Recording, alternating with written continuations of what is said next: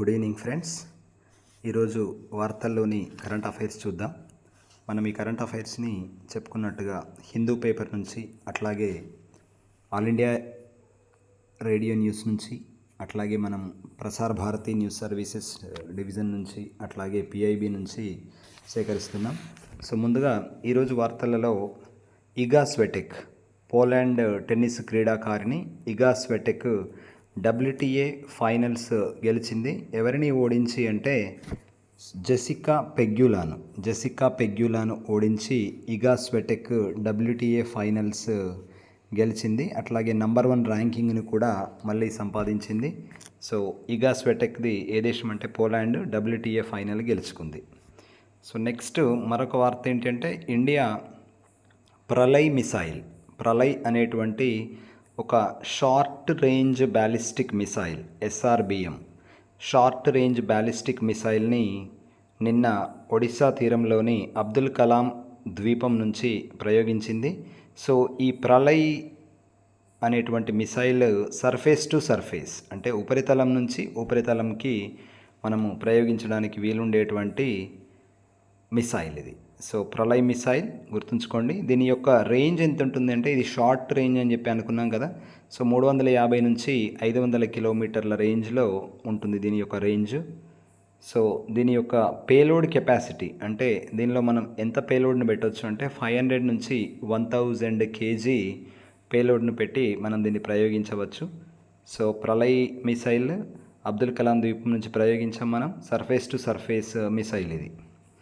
So next ఈరోజు మనందరికీ తెలుసు ఈరోజు ఏంటి అంటే సివి రామన్ గారి జన్మదినం November 7th అనేటువంటిది. సో సివి రామన్ గారి 135వ birth anniversary.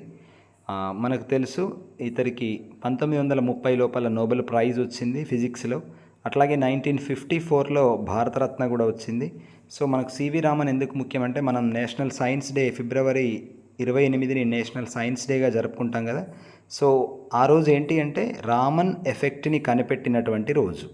So February 28 Raman ఎఫెక్ట్ని కనిపెట్టిన రోజు, నేషనల్ సైన్స్ డే. ఈ రామన్ ఎఫెక్ట్ ఏంటి అంటే సో ఒక లైట్ యొక్క బీమ్ అనేటువంటిది లిక్విడ్ గుండా అంటే ద్రవాల గుండా దాన్ని కనుక మనం ప్రసరింపజేసినప్పుడు సో అది ఏం జరుగుతుంది అంటే ఒక చిన్న లైట్ యొక్క ఫ్రాక్షన్ అనేది లిక్విడ్ గుండా ప్రసరింపజేసినట్లయితే డిఫరెంట్ కలర్స్గా విడిపోవడం జరుగుతుంది. సో ఇదే రామన్ ఎఫెక్ట్. సో రామన్ గారి యొక్క జన్మదినం 7వ నవంబర్. సో ఇది గుర్తుంచుకోండి. సో నెక్స్ట్ ఇంకొకటి వరల్డ్ హెల్త్ ఆర్గనైజేషన్ WHO అనేది గ్లోబల్ ట్యూబర్కులోసిస్ టీబీ అంటాం కదా, టీబీ రిపోర్ట్ 2023ను విడుదల చేసింది. సో 2022 సంవత్సరం లోపల కొత్తగా 7.5 మిలియన్ అంటే 75 లక్షల మంది కొత్తగా టీబీ డయాగ్నోసిస్ అయినటువంటి వాళ్ళు. సో అట్లాగే ప్రపంచం లోపల 2022 లోపల 2వ leading cause of death TB వల్లనే ప్రజలు ఎక్కువగా చనిపోతున్నారట. 2వ వ్యాధి అన్నమాట వరల్డ్లో. అట్లాగే నెక్స్ట్ 2015 నుంచి 2022 వరకు ఈ టీబీ అనేటువంటిది ఎంత తగ్గిందంటే కేవలం 8.7% మాత్రమే తగ్గింది. సో WHO ఏం చెప్పింది 2025 కల్లా 50% తగ్గించాలనేటువంటి లక్ష్యం ఉంది కదా. కేవలం ఈ 2022 వరకు కేవలం 8.7% మాత్రమే తగ్గింది. అంటే తగ్గడంలో తగ్గుదల బాగా దూరంగా ఉంది అని తెలిసిపోతుంది. సో భారతదేశానికి వచ్చినట్లయితే భారతదేశం లోపల 27% ప్రపంచంలో ఉన్నటువంటి కేసెస్లో 27% కేసులు ఇండియాలోనే ఉన్నాయండి. సో ఇంకొక ముఖ్యమైనది ఏంటంటే ఈ టీబీకి ఉన్నటువంటి ఒకే ఒక వ్యాక్సిన్ BCG వ్యాక్సిన్. సో చిన్నపిల్లలు పుట్టినప్పుడు వెంటనే మనం BCG టీకా ఇప్పిస్తుంటాం. సో అది ఎందుకంటే టీబీ రాకుండా ఉండడానికి. BCG అంటే ఏంటి అంటే bacilli Calmette Guerin. B for bacilli, C for Calmette, G for Guerin. BCG టీకా ఇస్తుంటాం టీబీ రాకుండా ఉండడానికి. సో మనకు తెలుసు నిక్షయ్ అనేటువంటి ఒక ప్రోగ్రామ్ని కూడా భారతదేశం ప్రారంభించింది 2025 కల్లా టీబీని నిర్మూలించాలని చెప్పేసి. సో ఇది ఒక ముఖ్యమైనటువంటి కార్యక్రమం. సో ఈ నిక్షయ్ ప్రోగ్రాంలో భాగంగా టీబీ వచ్చినటువంటి వ్యాధిగ్రస్తులకి నెలకి 500 రూపాయలకు కూడా వాళ్ళ జీవన భృతి కోల్పోకుండా ఉండడానికి మంత్లీ 500 రూపీస్ కూడా ఇస్తూ ఉంటారు. ఇది ఒక ప్రోగ్రామ్ అండి.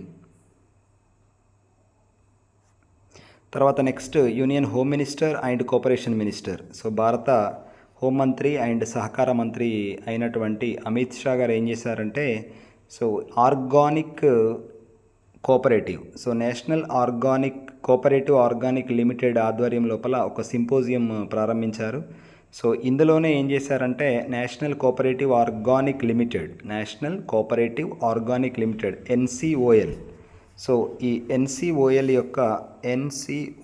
నేషనల్ కోఆపరేటివ్ ఆర్గానిక్స్ లిమిటెడ్ యొక్క దీని యొక్క వెబ్సైట్ని అట్లాగే దీని యొక్క లోగోని ఈరోజు ప్రారంభించడం జరిగింది.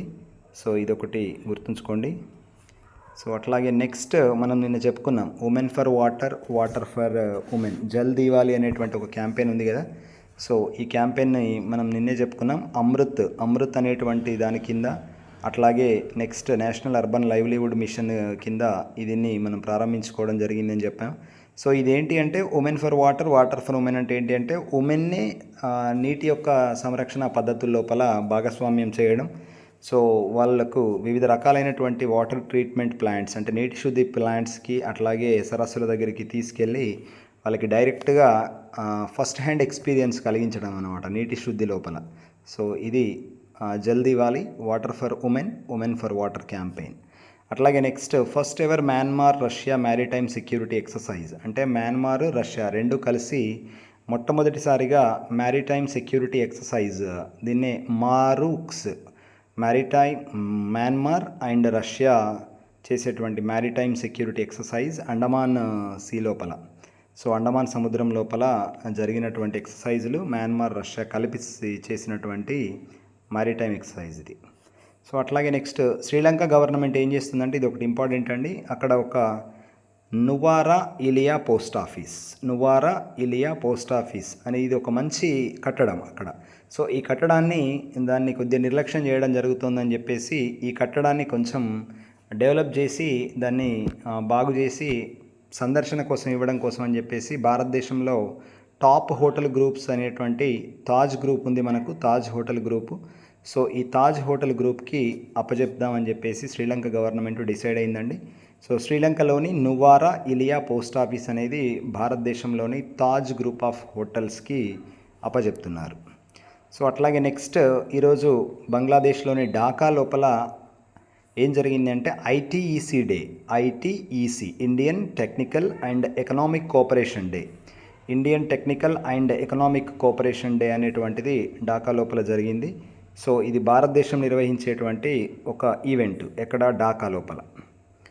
సో నెక్స్ట్ అట్లాగే పోర్చుగీస్ ప్రైమ్ మినిస్టర్ అయినటువంటి యాంటోనియో కోస్టా, మొన్న మనం చదువుకున్నాం పోర్చుగీస్ ప్రైమ్ మినిస్టర్ తోటి మన ప్రైమ్ మినిస్టర్ మోడీ గారు మాట్లాడడం జరిగింది. దేని గురించి?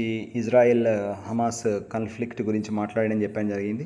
సో ఇప్పుడు ఏం జరిగిందంటే పోర్చుగీస్ ప్రైమ్ మినిస్టర్ అవినీతి ఆరోపణలు ఎదుర్కొంటూ ఆ ఆరోపణలకి వ్యతిరేకంగా ఏం చేశాడంటే ఈయన రాజీనామా చేయడం జరిగింది. So Portuguese prime minister Antonio Costa రాజీనామా చేయడం జరిగింది.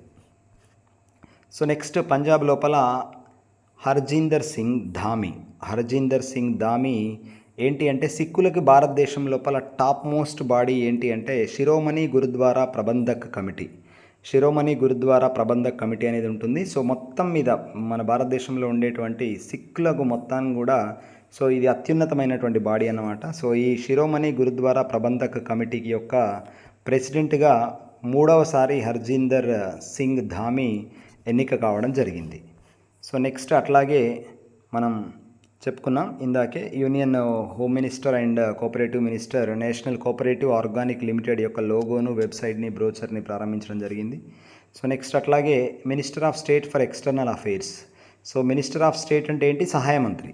సో ఎక్స్టర్నల్ అఫైర్స్ విదేశీ వ్యవహారాల యొక్క సహాయ మంత్రి వి మురళీధరన్ జపాన్లోని టోక్యోకి 3 రోజుల సందర్శన కోసం వెళ్ళడం జరిగింది. సో అక్కడ స్ట్రాటజిక్ గ్లోబల్ పార్ట్నర్షిప్కి సంబంధించినటువంటి చర్చలు, అట్లాగే యాన్షియంట్ హిస్టారికల్ టైస్ భారతదేశానికి ఉన్నటువంటి సో ఒప్పందాలని కొన్ని చేసుకోవడం జరుగుతుంది. అది మళ్ళీ మనం రేపు చూద్దాం. సో నెక్స్ట్ అట్లాగే ఇప్పుడు మనకు India US 2+2 ministerial dialogues. So ఇద్దరు మంత్రులు మన వాళ్ళు, ఇద్దరు మంత్రులు వాళ్ళు. సో ఎవరు మన వాళ్ళు? Rajnath Singh and doctor S Jayashankar.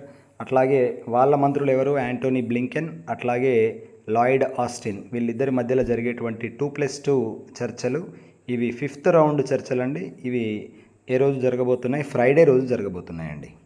So next అట్లాగే India Korea business partnership forum యొక్క 6వ సమావేశం India south Korea business partnership forum meeting New Delhi లోపల ఈరోజు ప్రారంభమైంది. సో ఈ India Korea business partnership forum ఇంకేం సెలబ్రేట్ చేస్తుంది అంటే ఇండియాకు అట్లాగే సౌత్ కొరియాకు మధ్యలో డిప్లొమాటిక్ టైస్ అంటే మనకు వాళ్ళకు మధ్య లోపల కుదిరినటువంటి సంబంధాలు ఉంటాయి. దౌత్యపరమైనటువంటి సంబంధాలు మొదలై 50 సంవత్సరాలు పూర్తయినటువంటి సందర్భాన్ని కూడా సెలబ్రేట్ చేయబోతున్నారు. మనందరికీ తెలుసు సౌత్ కొరియా యొక్క క్యాపిటల్ సిటీ సియోల్.